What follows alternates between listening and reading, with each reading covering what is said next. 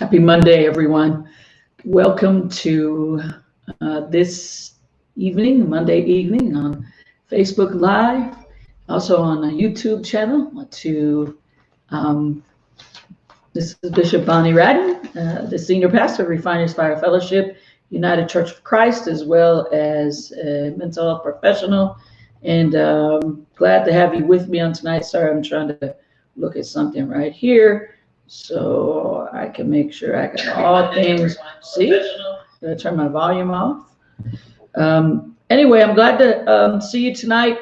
Hope that yesterday you heard the message yesterday, and are staying in that 21 days of anticipatory expectation. We talked about yesterday in the sermon about not having a place of hope, but more of a place of expectation. You know, hope can leave you some gaps, but expectation and having an anticipatory expectation gets you excited. You know, kind of like when you were a kid and you wanted to go to Disneyland or to the park or somewhere like that, and your parents said you were going. Or I gave an illustration yesterday of last year when my mother came from Mother's Day to here to Vegas for a couple of weeks.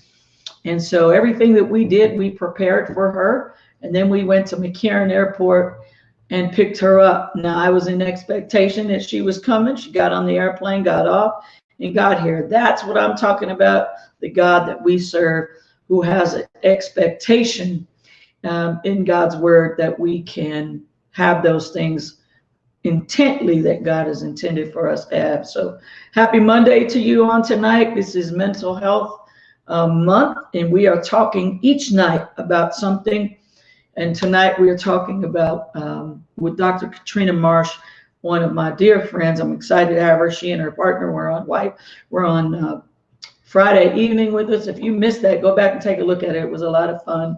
And so this week we will be on tomorrow evening talking about new church starts and the relationship in churches as you start new.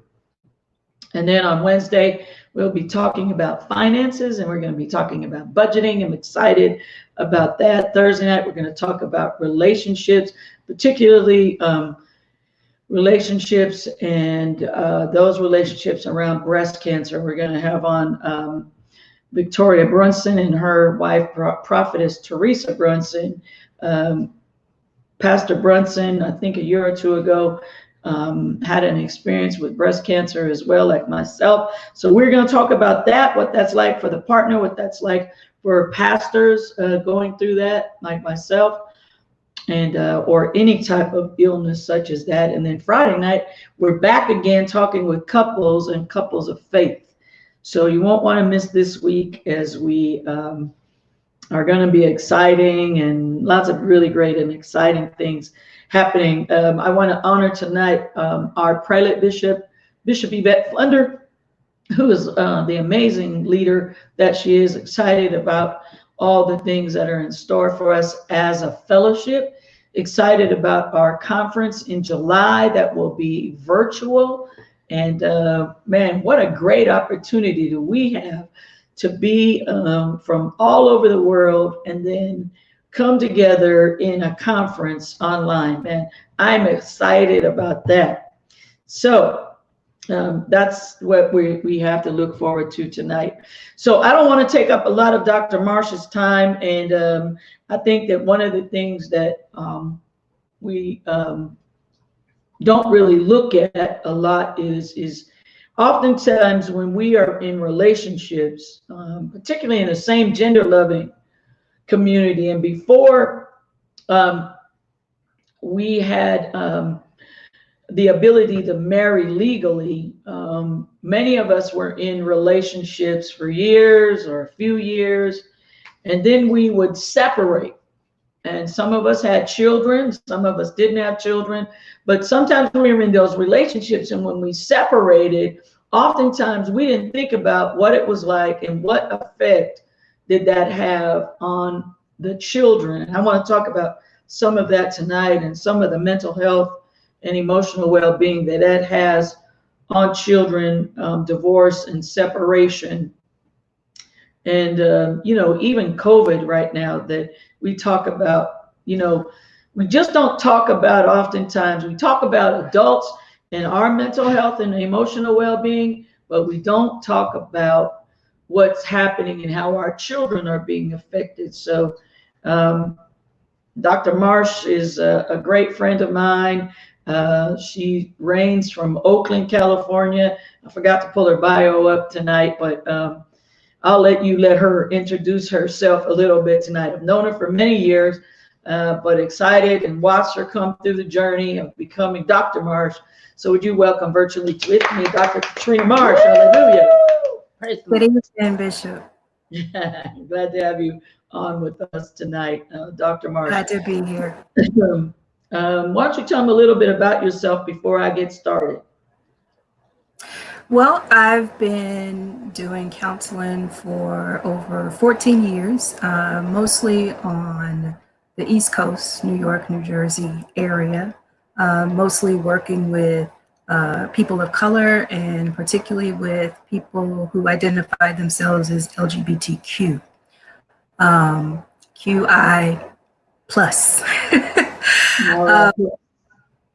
And have been in California for only about 3 years.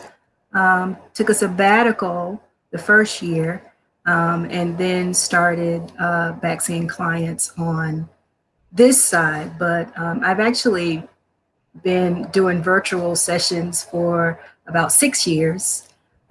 So just keeping the ball rolling over here on the West Coast. There you go. And you have a counseling center. What's the title of it again? It's called, my private practice is a Fit Mind Professional Counseling. Mm-hmm. Awesome. And I know that some of my connection came actually from one of my parishioners that was seeing you. They were on the West Coast and you were on the East Coast at the time. And yeah, so those were some of our connections. And then TFAN brought us even closer together. And I honor the God in you and honor the gift of God in you. And you bring a lot of wisdom and knowledge to the mental health field. So I'm excited to have you with me on tonight. So Dr. Marsh said, I didn't have a chance to look your questions over, but listen to everybody, when you're a professional, you can punt a little bit. So there you go. So because I am a pastor, and I'd like to start with prayer. And so God, we thank you for this evening, and thank you for this very gifted woman of God that you have lent to us, God, tonight to discuss this topic.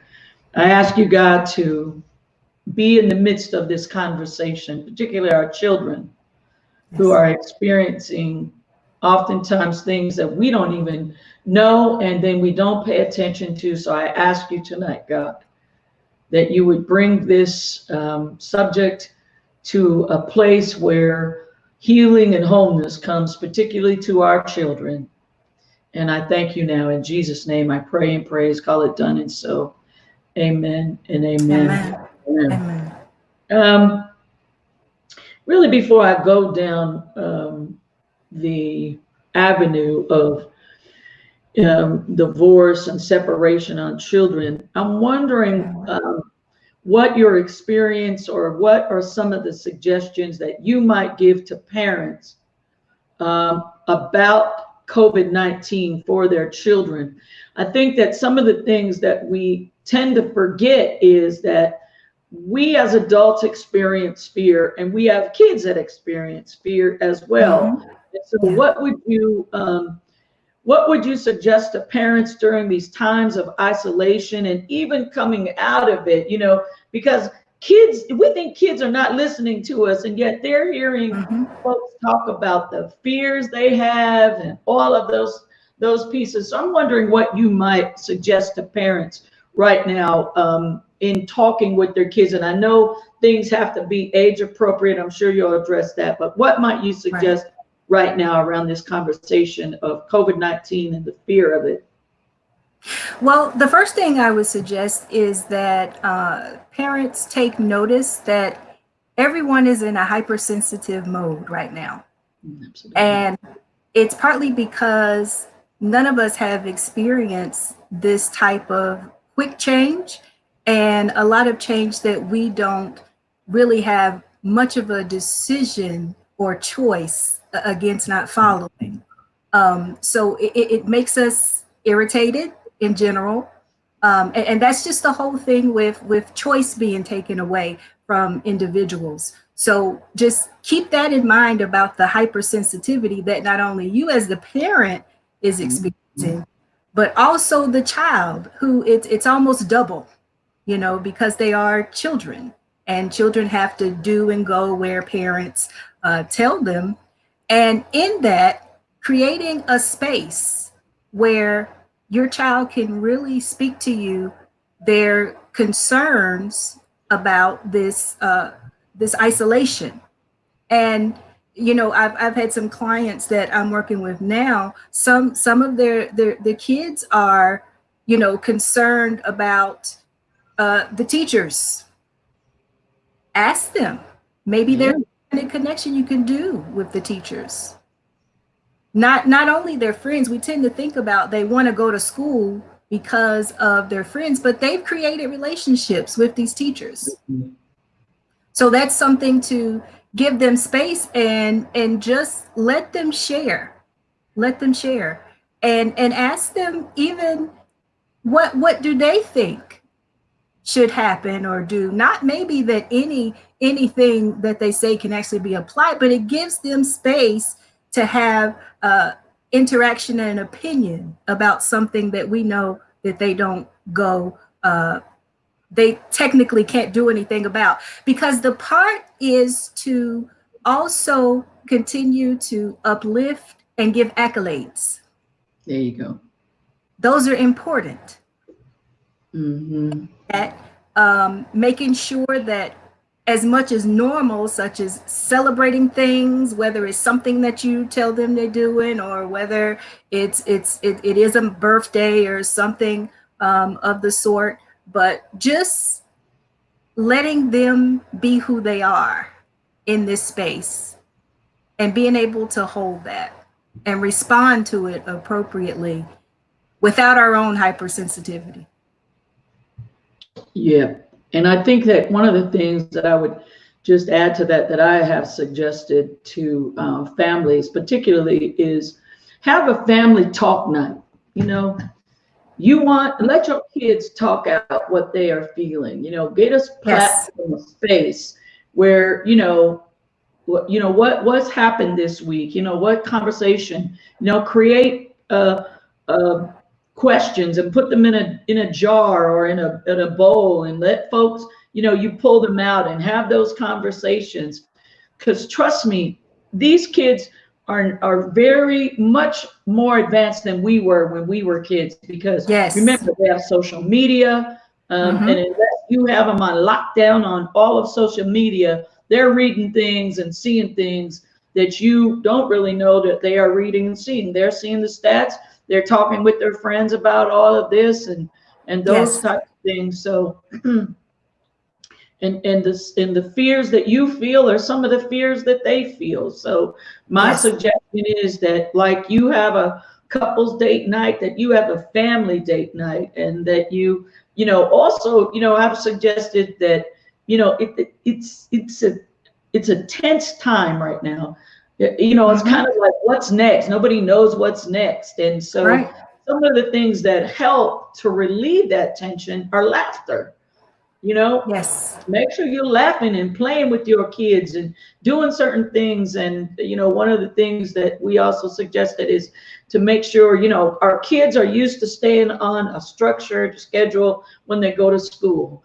Mm-hmm. Keep on that same type of piece, at least somewhat of the way right now, at least until they come on summer break, because if not, it's really going to create some challenges, I think, that you won't want later on. Yeah, you're right. Because it depends on who you read. It says, 30 to 45 days of something consistently creates a habit. So you don't want to get them out of a study habit, particularly during this time, because they'll be out for a long time. Right. And some school districts haven't even said, are they going back into school in the fall? and or not. So I think that, you know, there are a lot of things that we don't know are going to happen. Are they going to happen? So yeah, just have some of those kind of conversations. Is there anything else you want to add about COVID before we embrace separation and divorce? Just around the socialization piece, I think as adults, we ourselves are going to have to learn about socializing and what that is going to look like in the future. And one of the things that I think that if you ever just don't know, you can always go back to the basics. And that's the basics of just simple greeting people when you come into the Zoom room or whatever with your teacher, saying hello, you know, just basic things of Sure. respect of humanity. Just remember that, because those are things you want to continue to build on as well, no matter their age. Correct. And you know, the other thing that I want to say too, Dr. Marcia, just brought to my mind was, as those of us who adults feel separated from our friends, our kids are feeling separated too. And I know that some of them have created play dates, but you know, make sure you create also conversations with their grandparents. We miss our kids, grandbabies. You know, my granddaughter loves for me to come to play. And so that hasn't happened, you know, so we have to do that play thing across the iPad ways. So, you know, there are certain things in certain ways. Thank God that the internet was created now when it wasn't created back when the Spanish flu was in. So, you know, there are very creative ways that you can get to create socialization for your children and for the complete family, if you will. And I would encourage you to do that. Yes. And just one more thing that I thought about as you're talking, that we want to keep in mind that the children now and the children coming today in the next few days, they're in a time of relief, needing relief and trauma. This is something I think that is pertinent that we all keep in mind, that, you know, trauma and the need for relief to get certain necessities for daily living has an effect on us. Absolutely. And not everybody has that same access. So kind of keeping that in mind as well, and being sure to utilize whatever resources are there so that, you know, the child can get all that they possibly need during this time of COVID. Right. And also, you know, we get so busy in our schedules that, you know, it's like we race home, do the homework, get done, have dinner, and then go to shower and to bed. Well, right now you don't have that. And I would encourage you to utilize this time to have conversation, having, you know, really conversation that you have not had in years, or some of you for a long time. Really utilize it. Utilize it in ways that you'll never get this time back. If you may be complaining about this, but there are certain things that this time is giving to you that you'll never have again in your lifetime. It's given us presents, Bishop. Yes, absolutely. And none of the generations before has ever been, if we had to have a good side of this or a gifting side, has ever been given this gift of presence with family. There you go. And I love what you just said. We've never been given this gift. We've been gifted it. And you can utilize those words as Dr. Marsh just used it with your children instead of complaining about it. Because every day I've made a conscious decision in my, every morning I have a way that I start my spiritual day. And in that spiritual practice, I've practiced finding the good in this time right now. I learned something a number of years ago, and that was, if you've ever been in Los Angeles and going down the 110 freeway towards downtown Los Angeles, anybody who's ever done that knows what kind of traffic you can sit in. And I found myself sitting in that traffic and beginning to get irritated and starting to complain. And I stopped just like that. And I started to thank God for traffic, because traffic meant some things. And I started to just say traffic meant I could see, you drive a car. And never again did I ever complain about traffic again, because I learned the power of gratitude in something that seemed so negative. And so I want to encourage all of you who are watching us tonight, who maybe you allowed that negativity. And we're not here to condemn you about it. All we're here is, as I always say, to try to put a tool in your hand to help you to live life just a little bit better today than you did yesterday. And so hopefully tonight we helped you to put that tool in your hand to say, thank you, God, for this precious time, this time that we've been given, that we've been gifted. I love those words that you just used, and I'm gonna steal them. You've been gifted for such a time as this. It is a beautiful part that we get to do. And I also want to say this as well. Be intentional about attempting to contact relatives, various folks, and make intentional, conversations on those, iPads that we have, our social media platforms that we have as well. Even if they, run around a little bit. I know Joyce and I have been real intentional about sending little gifts in the mail to our grandbabies, and then watching them open them up. Or like recently, I'll just share that this is kind of funny to me. So the movie Trolls came out, the Troll dolls. When I was a little girl, Troll dolls were something else. Right. And so now they were trolls. So we had bought Harper 2 of them around Easter time, and then bought the other 2. And so I asked her mommies, I said, are y'all gonna let her watch the movie? And they said, well, yeah, we want her to watch the movie. We just haven't been able to, and not because they couldn't afford it, but they were just saying, well, it's $20 from Disney is expensive to watch that movie. And I'm thinking, take them all to the movies, daughters, you'd be paying a lot. So we sent Harper 2 more Troll dolls and an envelope with $20 and said, here, watch the Troll movie. So, you can get creative and have fun with this, particularly, for sure. And particularly, like you're saying, with the children, do something they like. It doesn't necessarily have to be you buying them something. You can do something with them, but something that they like. Color with them. Something they like to color. Find out what it is. If you don't know, this is the perfect time to find out what it is that makes your child happy. Yep. And you can learn your child's love language right now. Yes. Great time to learn that. And once you learn that, it'll take you into a place that'll be unbelievable.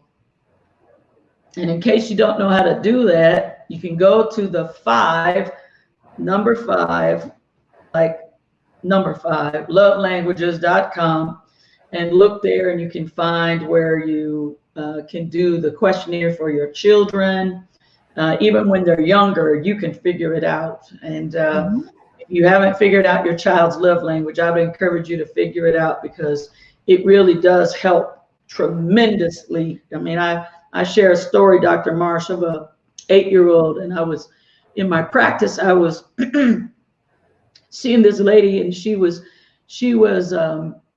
challenged by the fact that she was in sales and traveling around. She'd come home on Fridays and bring her son a gift, and he just didn't want anything to do with it, really, and wasn't doing well in school and had some challenges. And so I said to her, I said, have you figured out what your son's love language was? And I said, well, let's figure it out. And so we figured out that his love language was quality time. And so I shared with her how every Friday night when she came home, to create a ritual with him where it was just, she was a single mom, where it was just the 2 of them, and he would stay with his dad when she would travel during the week. And when she would come home and just make that time for the two of them, where it was intentional, that one-on-one, uninterrupted time. I said, I don't care if you take him to the same place every week, but he knows that you are having this one-on-one time with him. Life changed so drastically for them in such an amazing way, all because he didn't care about the gifts. He cared about her time. Right. And it was really amazing. He began to do better in school, and then he was like an A student, began back doing A's, and they were just doing so much better. And all because she learned his love language. She thought giving him a present was it, but really giving him the gift of time was what he wanted. Yes. Yes. Absolutely. Well, I know that I want to just say a couple of other things, and I'm going to move this part about divorce and separation to another time, only because I know that you have an appointment. I think that if I just spend a little bit of time with it, maybe like 10 minutes on it, we can probably get by a couple of things on separation and divorce, because that seems to be some of the challenges, particularly Dr. Marsh, in our community, because divorce and separation can be incredibly stressful and an emotional experience for everyone involved, not Yes. the adults, but the children. And the children often feel that their whole world has been turned upside down. And at any age, it can be very traumatic to witness the disillusionment of your parents' marriage, if you will, and the breakup, if you will, of the family. And so I think that, parenting through divorce can oftentimes present,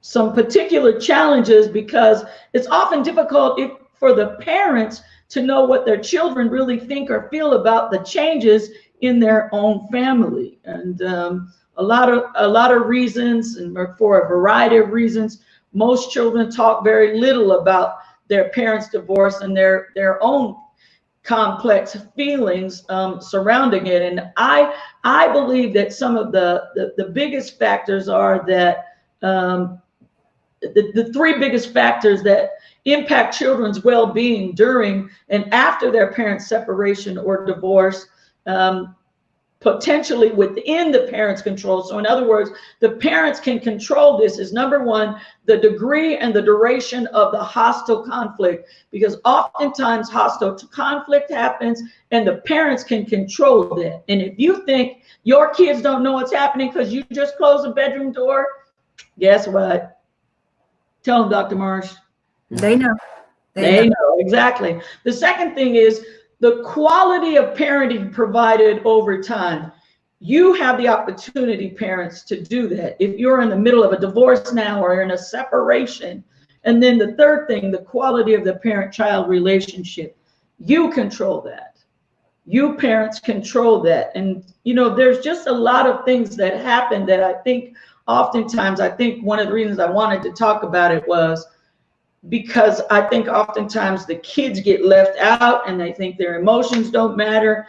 And oftentimes divorce or separation, even separation in our community where people may not have gotten married, but they've been together for a number of years, and then they get separated, and then they don't see that other partner, or they're not really involved with them, or involved very little with them.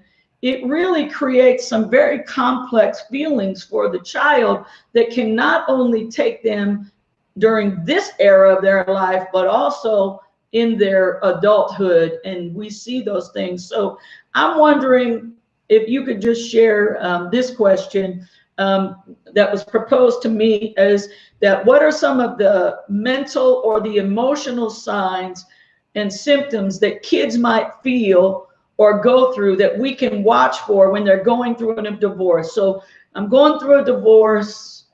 My kid isn't really talking about it. We're not really talking about it, really. What should I watch for in my child? Well, you just said the first thing in terms of not talking about it. That is huge avoidance, where the child does not feel that their feeling is valid, that there's no space or there's no reason for me to really be feeling how I'm feeling, because it's as if nothing is going on when everything is going on, because the family is being torn apart. So the child could withdraw. The child could become more focused into something, that it could be academics, and that's a real tough one for people, because we want our kids to do well in academia, but to be able to notice whether or not that's where your child is putting those emotions that they don't feel that they can own or share, that they may be having about the separation or the divorce, whether it's anger, whether it's frustration, whether it's disappointment. So it goes back again to that space of, as you said, having that relationship where the child feels they have a voice, that they have a voice within the family. Yes. And not being judgmental, nor trying to tell the child, well, you shouldn't feel that way. Yeah. Because it may be something the other parent did, said, or what have you. That child still has a right to feel how it affects them. And you have to hold that. Yeah. So watching for where their attention goes, watching for, of course, behavioral change, whether it's good or bad. Mm-hmm. And watching how they respond to you. Very good. Those are some of the, I would say, immediate signs. Yeah, for sure. Because divorce is never a seamless process.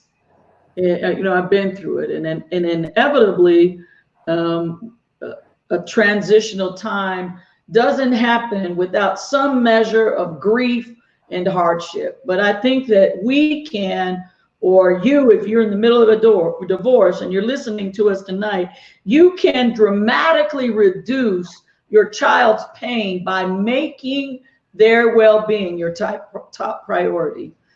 Yes. Because this isn't now just about you. I get it. It's not just about you. It's also about these people that you've chosen to bring into the world in this circumstance and in this situation. So I guess my other question, Dr. Marsh, is what are some of the things that when I say making that, and you've touched on some of it, making their well-being, meaning the children, their well-being top priority, what are some of the things that one as a parent could offer their children when they are in a divorce or a separation? And particularly this, because sometimes kids blame themselves. Mm-hmm. What could you offer, or what could you offer and say to the parent that they could offer to the child so that they don't blame themselves and that they don't feel like, well, I don't want to say they don't feel like, because it affects everybody. But what are some of the things that one as a parent could offer to their children when they are in a divorce or separation? What could they offer to them?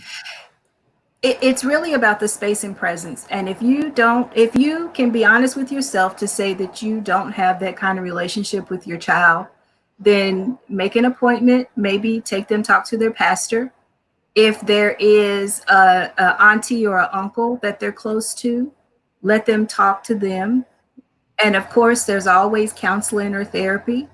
But if you can't be that presence or that place to validate how they're feeling, find someone that you trust and that they trust and respect, so that they can have a space to own what's really happening with them, and to ask questions that they may not be able to ask you, and to be frustrated, and it be okay that they're frustrated. Yeah.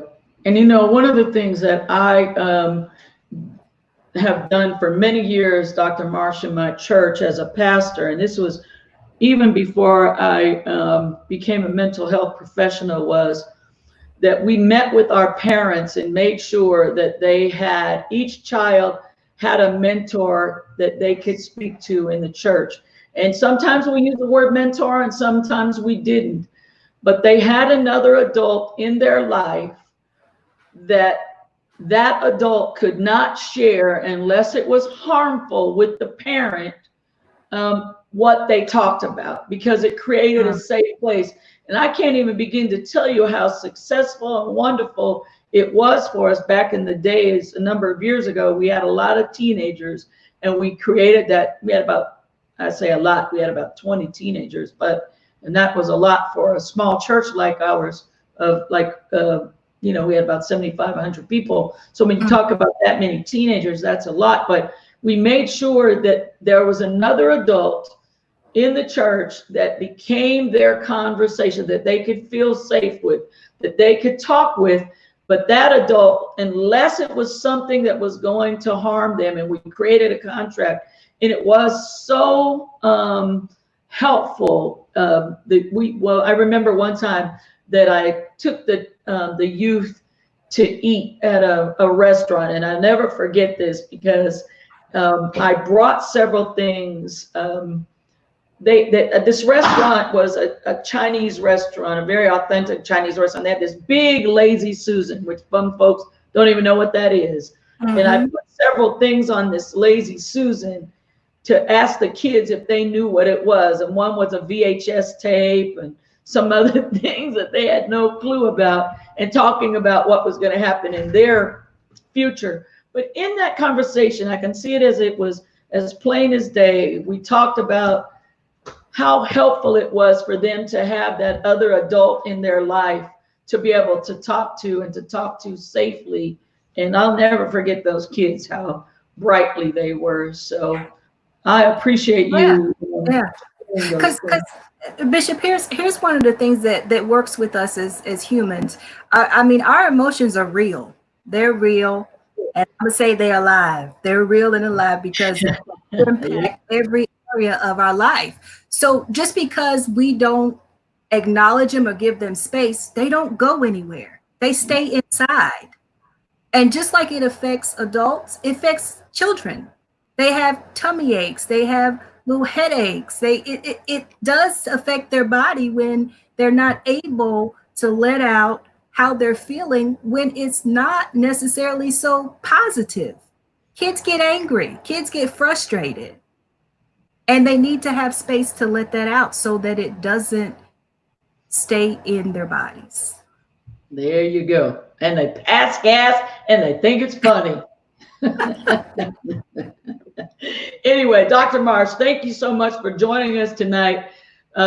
If you have any additional questions, or there is something that we can do to help you tonight, please feel free to call my number, 877-386-3806. Again, 877-386-3806. Additionally, I think there's a ticker tape going across the bottom that has Dr. Marsh's information that you can get in touch with her. If you're looking for a counselor, a great therapist who can help you, or maybe help you and your family, I would encourage you to contact her. I know oftentimes we reach out to our pastors, and that's great. We know that most people reach out to their pastors first, but if you're at a place now where you really need some help, I would encourage you, utilize the fact that she does online counseling.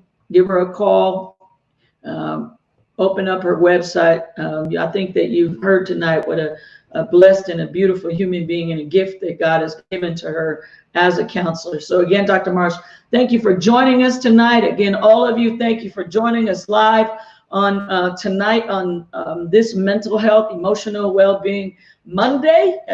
Again, tomorrow night, we're going to be on with a new young pastor who's going to be talking with us about what it's like to start a new church. What are those relationships like in church? And you won't want to miss that. Again, thank you so much.